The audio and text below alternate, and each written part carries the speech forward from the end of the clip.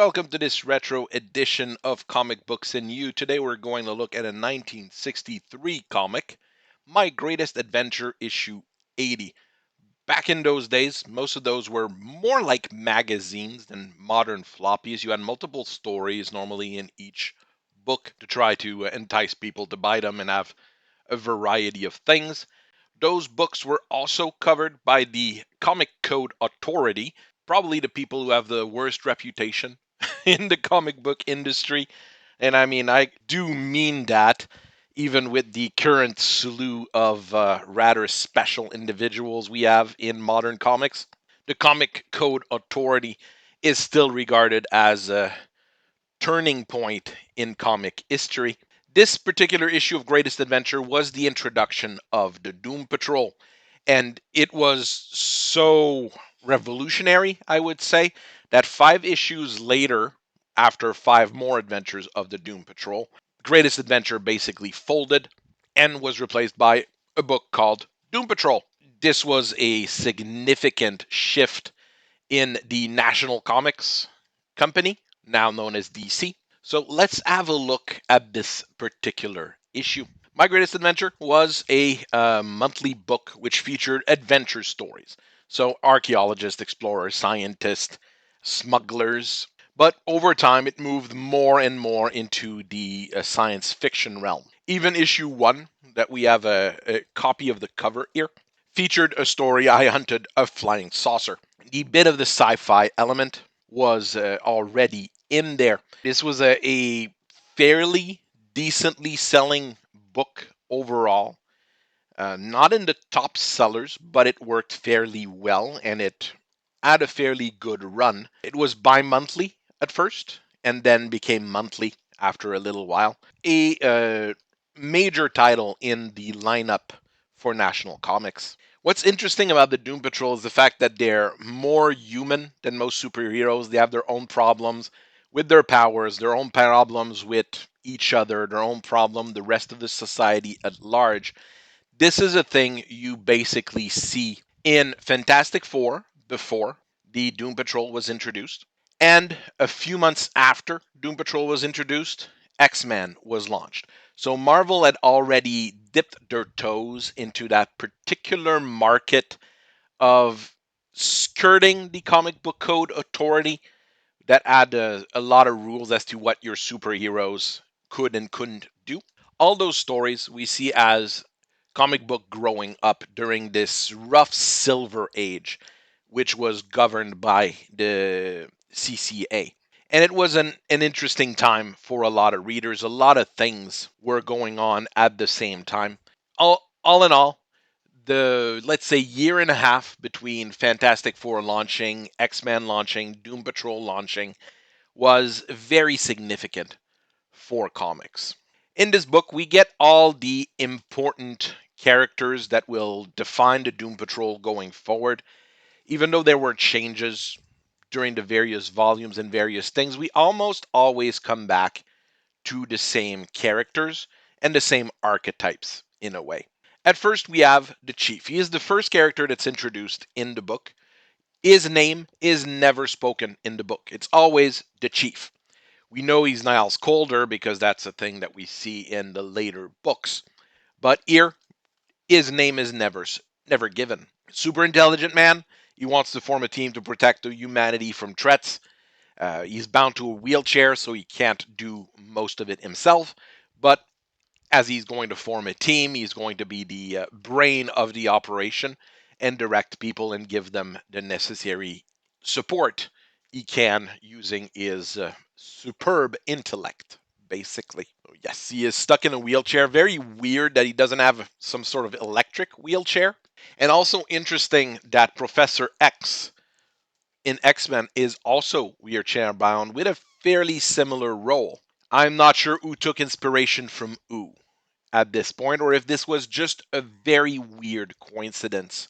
Our second character is Rita Farr, Elasti-Girl, Elasti-Woman, depending on what era you're reading the book in. She's an actress and also a former Olympic gold medalist in swimming.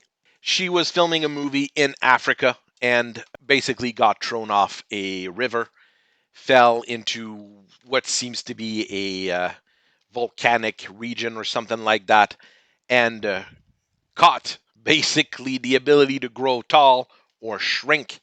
She had absolutely no control over her powers at first, which made it very difficult for her, and leaving her in exile. She learned to control her powers to some degree and was contacted by the chief to join his future hero team. Our second character is Larry Trainor, also known as Negative Man or the Negative Spirit, depending on what you look at. He was a test pilot for the US Air Force. He was caught in a freak accident that basically put him right between space and Earth's atmosphere, catching all sorts of space rays. Another thing that was probably inspired by Fantastic Four. Because of this freak accident, he is fairly radioactive. He needs to be bandaged up like he is there, a bit like the Invisible Man to protect him and protect others. But he also awakened his the second self, the negative spirit, which is super fast. It's powerful. It can do all sorts of things, go through walls, you name it. But the negative spirit has to return to Larry after before 60 seconds, or he will die. I'm not sure how Larry knows that if the spirit is out for 60 seconds or more than 60 seconds, he will die, because you can't really test that. So that's an odd thing overall here. And the first task of the negative spirit was to basically save the rescue plane that was sent to rescue Larry. Our last character, and probably the most prominent member of the Doom Patrol, is Robotman, Cliff Steele. So he was a thrill seeker, race car driver, everything of the sort, and he had a catastrophic accident which basically only left his brain alive. The rest of the body was not working, but the brain was.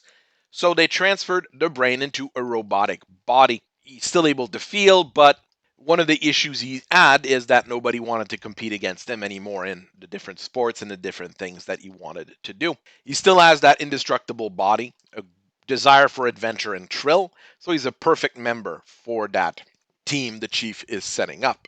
We have the accident here. We see reproductions of this particular image in a lot of Doom Patrol comics that talk about the early life of Cliff Steele. And I would say Robotman is basically synonymous with the Doom Patrol nowadays. He's basically what you identify Doom Patrol with. It was basically the face of their TV show. We do get a villain as well in this book. We get General Immortus, which we've already met a few times when dealing with Peacemaker, mainly. We don't get a lot of him, but we see that he's a villain that's basically at the same caliber as the Chief. He's a man who's as old as time itself. He's devious. He's got a lot of technological weapon, technological know-how. That's his biggest advantage. Along with contacts all over the world. When we see a picture, we see all over the world. So Berlin, Madrid, Paris, Tokyo, and New York. So not really all over the world, but we get what they were trying to see here. It's kind of fun to have this kind of villain here who's really old, really looks decrepit a little bit. It makes a big difference compared to other mastermind style villain we have in a lot of other comics and in pop culture in general. This was about the same time where you add the start of the actual James Bond movies as well. You wouldn't see General Immortus as a Bond villain, at least not in this particular shape. Our story begins as a group of mysterious individuals meet in a nondescript house in a bustling city, and our three accident missed victim are meeting with the chief. My son, when you looked at this, says like it kind of looks like villains meeting for the first time. It's kind of an interesting play here on what you would normally see in these kinds of comics. As the story begins, the chief recaps the history of Rita, then Larry, before Cliff explains his own background. So we see that Cliff is already a little bit more headstrong compared to the other members of the 2B Doom Patrol. Cliff learns, however, that it was the chief who performed the operation who saved his life. They all have a link through that particular experience where they explain what their backgrounds are. while the three gathered individual, they kind of doubt. They don't not sure if they want to work together or if they want to help the chief. The chief shows them is basically headquarter, and at exactly that time, the giant TV, which is programmed to turn on when the words "flash bulletin" is spoken, turns on and says that there is a bomb in North Street Pier. Our heroes take into action. The chief has a particular detector which would allow him to find the bomb even if it's not made out of metal. They give it to the negative man who rushes to the location, finds the bomb, and bring him back within a few seconds. I've looked, it would have been something like 32 seconds, which was crazy fast. The bomb being fairly small and difficult to disarm, what they do is Rita shrinks down and enters the bomb to disarm it, while Cliff holds it and gets ready that if it explodes, his body would absorb the blow. So each of the characters use their ability and their powers to resolve the crisis, and as such, they see that they could very well work together and help out humanity. At this point, we're switching to the second story, which is part of this book. Basically, there's 3 chapters, but it's basically 2 stories. That short introduction and a longer story featuring General Immortus and an alien spaceship carrying a machine capable of turning any material into atomic fuel. Of course, the chief wants the machine so he can help out humanity, while General Immortus wants it so he can build bombs. General Immortus is spying on the chief. I'm not sure how, because the chief should be smart enough not to let people spy on him, but they land near the alien spaceship, and the soon-to-be Doom Patrol are attacked by a weird drone tank with a gigantic eye at the top, which it uses to find targets and shoot death rays at him. Negative Man flies and blocks the eye, while Rita just grows to massive size and breaks the death ray and the machine down with her super strength, as she's now super big. Unfortunately, the spaceship launches another vehicle. This one is equipped with a freeze ray. Nobody can really move anymore, but Robotman is still powerful enough to get to the tank slash drone slash machine and blocks the barrel, which causes the machine to explode. Robotman is a bit damaged by this. He loses the function in one of his arms, but it's nothing end of the world-ish, basically. Our team walks into the spaceship at that point and recover the atomic converter, but it's at that point that General Immortus shows up with a weird vehicle looking like a weird World War II tank slash treaded vehicle. It's very weird. And that machine is armed with a polarization ray, which disables Robotman by turning off the electronics within him. Immortus then climbs into the spaceship to go and recover the atomic converter and uses a static ray on Larry, which pulls the negative man out and basically freezes him in midair, thinking that if he does it long enough, Larry would die. Things are looking grim, but the chief, with a quick wit, told Rita to hide inside Robotman's head. As soon as that is done, she climbs out, disables the polarization ray, and Robotman defeats Immortus's goons. Quickly, with 3 seconds left before time was up, Robotman knocks Immortus down and breaks the static ray, which saves Larry. Our adventurers grab the device, leave the spaceship as it starts to close with Immortus still in it. The spaceship starts flying and explodes, potentially killing General Immortus. I doubt it, because he is one of the most recurring villains for Doom Patrol, and we've seen him quite a few times already. But we have to remember that death has very little meaning in comics. If you are meant to come back, you will come back. Thanks to the victory, the newspaper decided to call the team the Doom Patrol, and everybody is happy with the resolution. So this was a fairly good 2-part story. It works very well for the time. Nowadays, we'd probably expect it to be a bit different. to have a lot more depth in the characters already, or maybe not introduce, 5 characters in one issue. But it's an interesting thought experiment in a way, and it worked really well, as we've said here. This rebranded the magazine to Doom Patrol fairly quickly. The cover itself is a classic, I would say. We get a tagline at the bottom, Legion of the World's Strangest Heroes.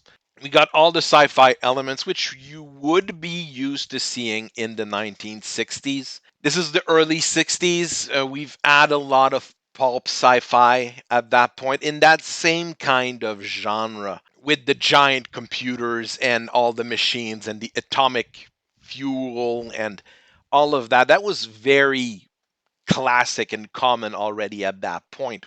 So there was nothing here that was outside of what you would expect in a way. It's always great to have a a big speech bubble on there. You don't see that on modern comics at all. Speech bubbles are not meant to be on covers anymore, and they're not meant to be on covers on Franco-Belgian comics, as an example as well, except maybe Achille Talon sometimes. But here, it basically replays a part of the story on the cover, so you know what you're getting into. That would draw the attention of anybody looking at a spinner rack, or most of those would be sold in newsstand at the time. So you would be like, well, what is this? You've got a weird silhouette guy, a robot, an old man, all sorts of computers. This would be a slam dunk, I would say, for a cover. We do have that approved by the Comic Code Authority on the top right, which would be a thing the parents would be looking for. They're basically trying to keep the same format with this facsimile, but I think it's resized to regular modern comic format. I think Silver Age comics were a little bit bigger, but not by much. There's a few odd things here and there, possibly because of the resizing, but nothing that breaks your immersion in reading it. Outside of that, it basically feels like a standard run-of-the-mill DC comics now that you would buy nowadays. It's the way this particular comic is done, probably because they want to use the same printers and the same details that they're using now rather than doing weird stuff and using newspaper. It feels right. And as a facsimile, it has a good enough quality that you'll be able to preserve it. Will it have a huge value? Probably not. I mean, it's a reproduction, unless the Doom Patrol explodes again with something James Gunn does in the future. Other things we see in there, it's a time capsule of the era. Those facsimiles from DC, they don't take any modern ads. They just put exactly what you add at the time in it. First one being a "Don't Leave School, Kids" comic. Fairly basic, with a kid saying like, "Ah, that test looks difficult. Should I study for it or drop out?" And then they go by an employment agency that says, "Apply for good jobs with high school and college degrees only." Incredible. That is good. That is a good message to bring, and likely something that the CCA would be very happy to see in your books. And it would be a thing that I wouldn't feel out of time as well if you put it in modern comics as well. If you manage to get a government grant or something like that to get ads like these in modern comics, they would work. Would it be a great target? Maybe not, since most of the modern reading audience is more adult. That would be a discussion to be had at a business level. Get tons of ads for Tootsie Roll, Tootsie Roll, the regular candy, the Tootsie Roll Fudge, the Tootsie Roll Pop. All things that I know still exist. So why is DC not going back to Tootsie Roll and saying, "Hey, do you want to advertise in our books again?" I mean, DC needs the money. Tootsie Roll exists. So I would expect that they would like to have ads somewhere. I mean, I only really remember Tootsie Roll from Halloween candies.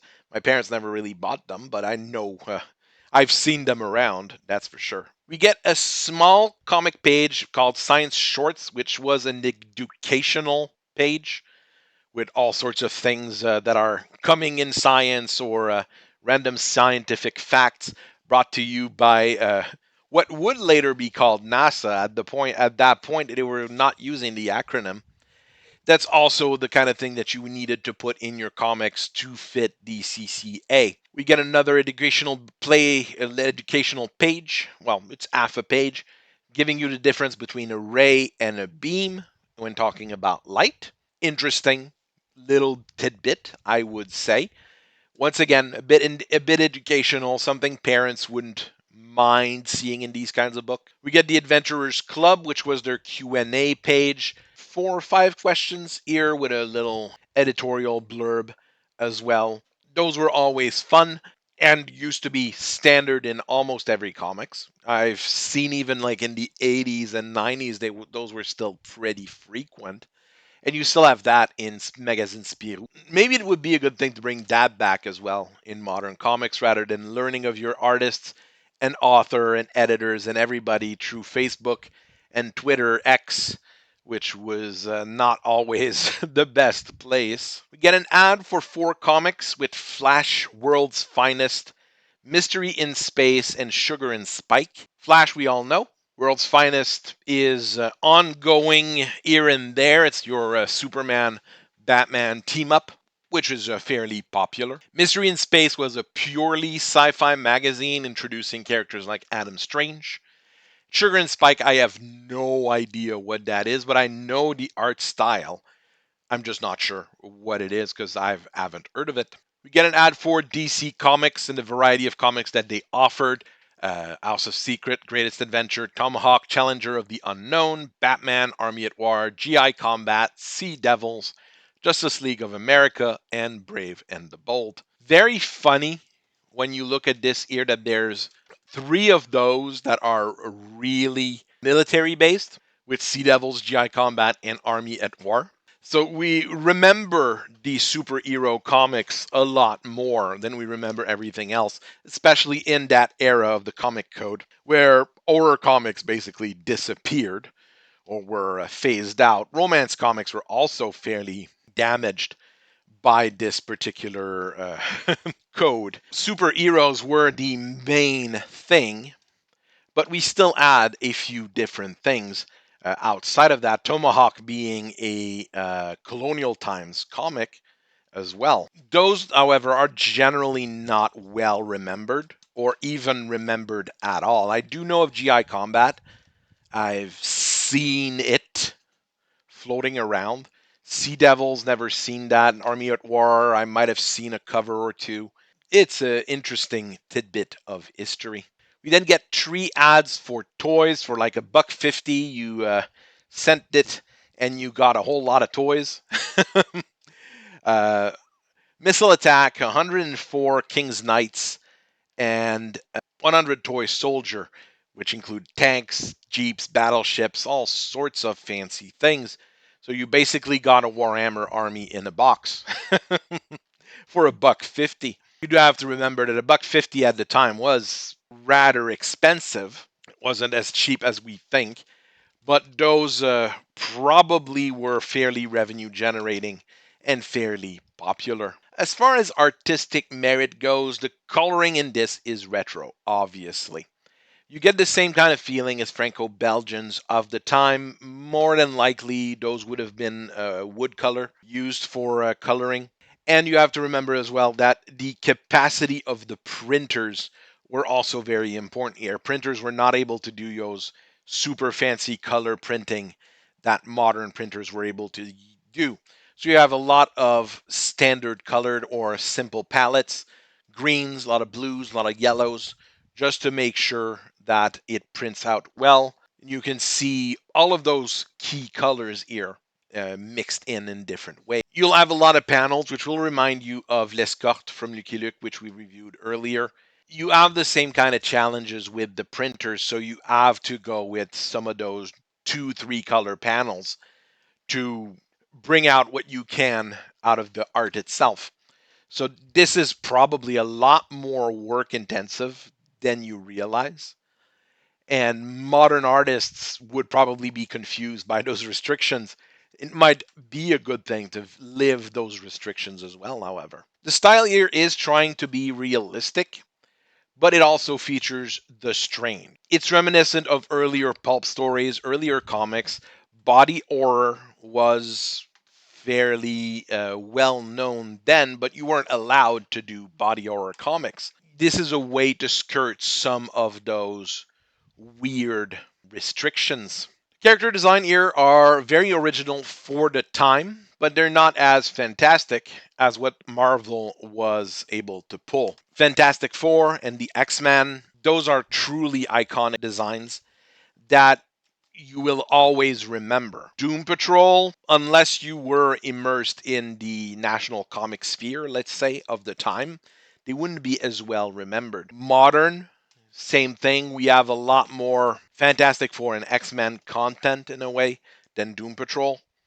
So it kind of fits that particular aesthetics here that we remember those similar era characters from Marvel more than the ones from DC. We've got super advanced technology in there that would be laughable nowadays. We would look at this and be like, well, there's this giant computer with 5 speakers on it. That doesn't look very advanced. But for the time, this was the best representation you could have of data centers and the mysterious world of super science. The first of the two drone tanks that we are introduced to when we look at that part of the story is hilarious, with the giant eye at the top with a jet beam underneath.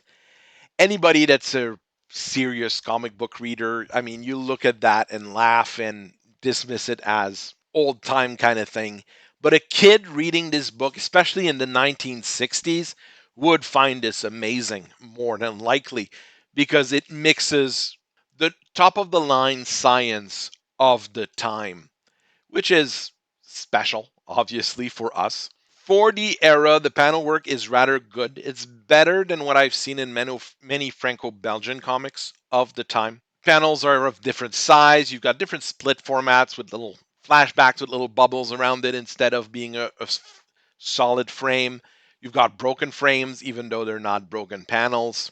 So there's a lot of things that are tried here with the panel work, which is, no, I won't say modern, but trying to push the envelope as much as you could with the tools that you were allowed or could use. The background work is also very functional, kind of comparable to what you would have in many Franco-Belgian comic of the time. A little bit less details than, let's say, in a Lucky Luke comic, but still trying to give us an idea of where are our characters and how they're behaving.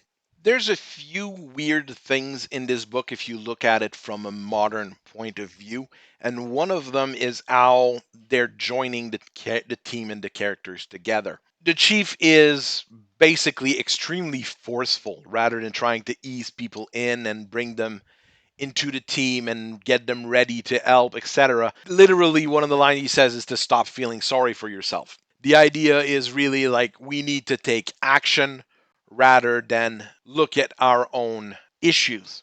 It's very different from what you would see nowadays.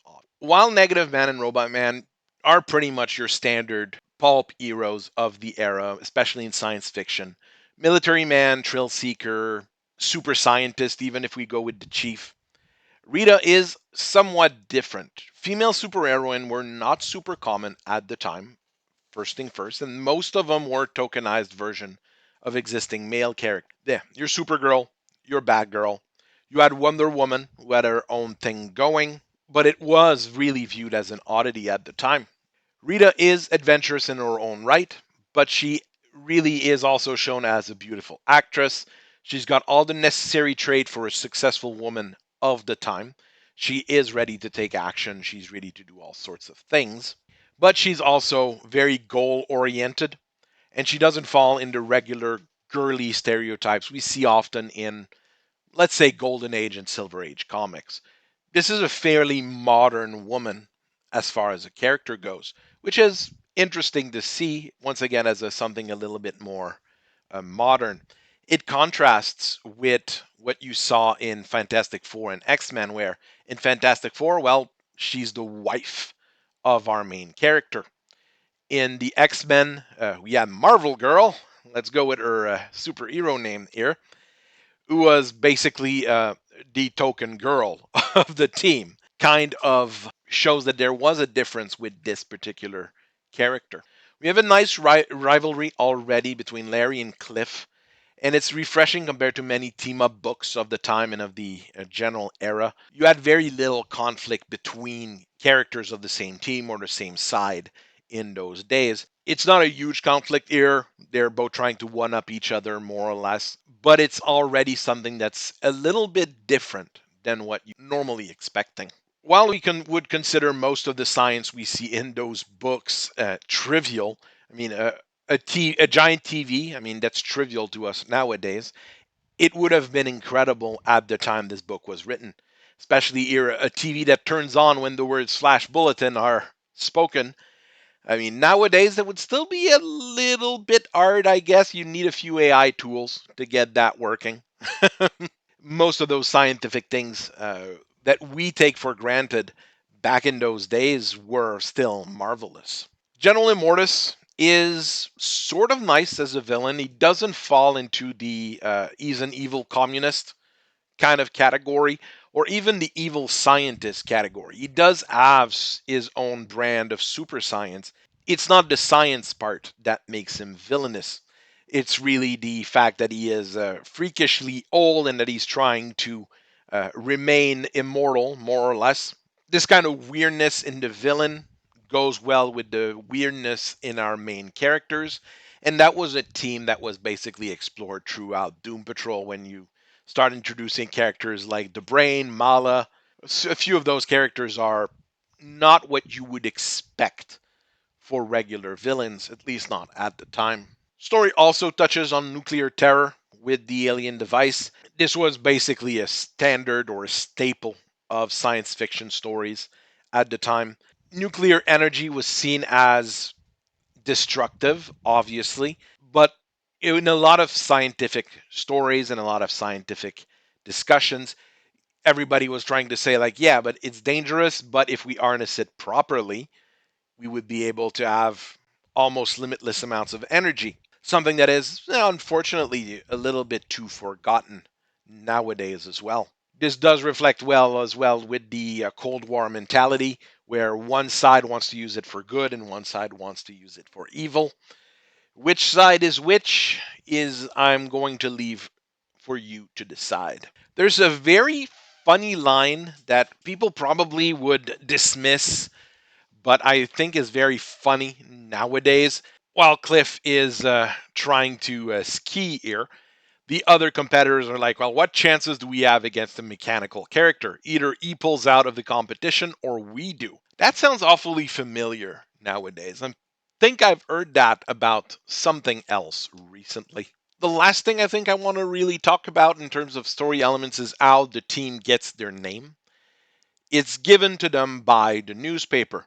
This is how superhero names and superhero team names should be given. It's something that the public and people in general grant onto someone. It's not a thing that's passed on. It's not something that you decide. It's not a mantle. It's something that everybody else agrees on. This is pretty much the textbook case of let's introduce our team in terms of pacing. Would it work now? Probably not. I don't see a book like this coming out today and people really getting excited about it.